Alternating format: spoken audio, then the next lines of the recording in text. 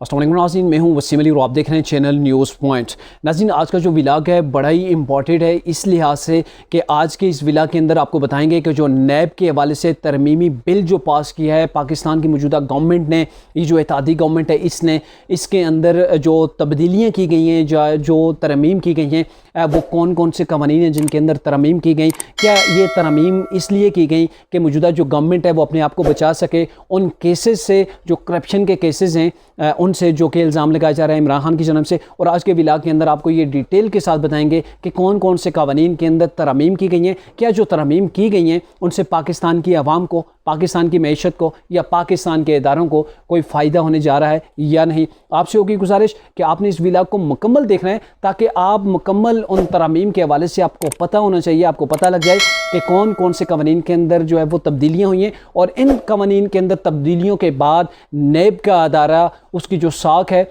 वो बेहतर होगी या पहले से भी जो है वो डीवैल्यू होगी। अच्छा, ये मैंने कुछ पॉइंट्स बना रखे हैं, जो 3 बड़े पॉइंट्स हैं, जो 3 मेजर जो है वो तब्दीलियाँ की जा रही हैं या तरमीम की जा रही हैं। उनके आगे से छोटे छोटे पॉइंट है वो आपके साथ डिस्कस करता हूँ। कोशिश करता हूँ इंतहाई कम वक्त के अंदर जो है वो आपको ये सारी चीज़ों को जो है वो समझा सकूँ। पहली जो तब्दीली की गई है, इसके अंदर तरमीम की गई है, वो ये की गई है कि वफाकी काबीना के फ़ैसले नैब के दायरे कार के अंदर जो है वो नहीं आएंगे, जिसके अंदर यानी कि जो टैक्स का जो प्रोसेस है वो भी इस नैब के दायरे इख्तियार में नहीं आएगा। इसके अलावा जो तरक्याती स्कीमें या तरक्याती जो फंड्स होते हैं उनके अंदर अगर कहीं पर भी ये लगता है कि वहाँ पर जो है वो कुछ गड़बड़ की गई है, कुछ खुर्द-बुर्द हो रही है, या फिर यूँ लग रहा होता है कि कहीं ना कहीं पर जो है वो पैसा जो है वो गबन किया जा रहा है, करप्शन की जा रही है, तो ऐसी जगह के ऊपर नैब जो है वो अब कार्रवाई नहीं कर सकता है। इन जो वफाकी फ़ैसले होंगे उनके ऊपर जो है वो ये गिरफ्त अपनी नहीं कर सकता है। इसके बाद जो दूसरी बड़ी जो चीज़ आ रही है और जो बड़ा असल जो इन्होंने तब्दीली की है वो ये है कि नैब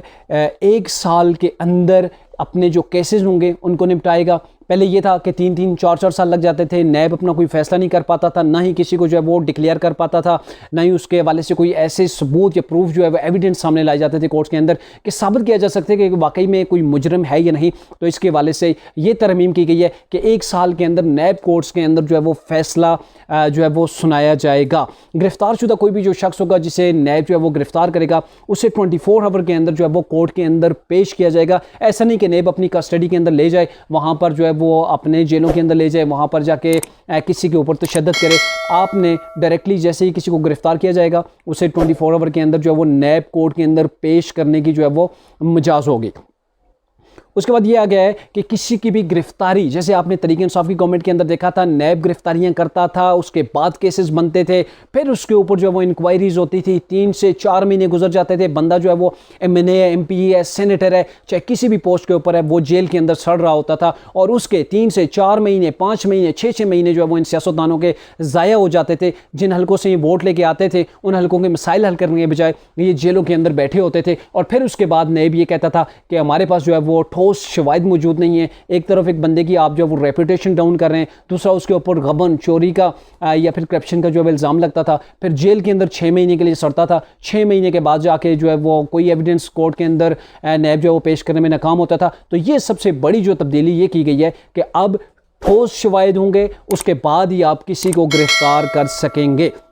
अच्छा, उसके अलावा ये भी तब्दीली की गई है, इस कानून के अंदर तरमीम की गई है। जो पहले रिमांड होता था नैब कस्टडी के अंदर वो 90 दिन का था। आप किसी भी शख्स का 90 दिन का रिमांड ले सकते थे। जैसे कि नैब ने पिछली जो उनकी गवर्नमेंट थी तरीके इंसाफ की, उस गवर्नमेंट के अंदर नैब ने 90 दिन के जो पॉलिटिशियन के जो है वो रिमांड लिए हैं, लेकिन लास्ट में फिर वही बात होती रही। लेकिन 90 दिन का जो रिमांड था अब उसके अंदर जो है वो कमी कर दी गई है, उससे जो टोटल कर दिया है वो 14 दिन का रिमांड कर दिया है। अब नैब किसी को अपनी कस्टडी के अंदर लेता है तो उसका रिमांड जो ले सकेगा वो जो होगा वो सिर्फ 2 हफ्ते, यानी कि 14 दिन का जो है वो रिमांड लिया जा सकेगा। इसके अलावा नैब के जो फैसला आ जाता था, नैब कोर्ट्स की जानब से जब कोई फैसला आ जाता था तो उसके ऊपर मुजरिम को अपील का हक के लिए सिर्फ 10 दिन दिए जाते थे। तो अब ये तरमीम की गई है नैब के कवानीन के अंदर कि 10 दिन के बजाय अब जो भी शख्स होगा जिसके खिलाफ फैसला आया होगा उसको 30 दिन दिए जाएंगे कि 30 दिन के अंदर वो इस फैसले को चैलेंज कर सकता है, इस अपने किसी और कोर्ट के अंदर जो है वो इसके हवाले से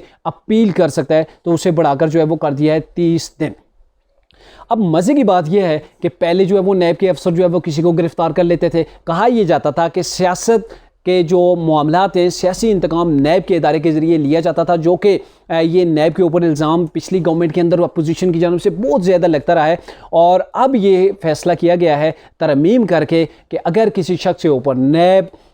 करप्शन या कोई भी चीज़ जो है वो साबित नहीं कर सकता, जो उसके ऊपर इल्ज़ाम लगाया गया होगा, तो फिर नैब का जो वो अफसर होगा उसे 5 साल के लिए कैद होगी, मुतलका शख्स को 5 साल के लिए कैद होगी। तो ये वो चीज़ है कि अब ऐसा लग नहीं रहा कि आने वाले दौर में गवर्नमेंट किसी भी की भी हो बेशक, लेकिन नैब जो है वो फ्री एंड फेयर जो है वो काम करने का मिजाज होगा। क्योंकि अगर आप किसी के ऊपर साबित नहीं कर सकेंगे, उसकी जो है वो करप्शन, चोरी, कोई भी चीज़ जो है वो साबित नहीं कर पाएगा, तो फिर नैब जो है वो अगर केस बनाएगा उसके बावजूद भी, तो उसको जो है वो 5 साल के लिए सज़ा होगी। अच्छा, जो तीसरा पॉइंट जो मैंने आपको इस सामने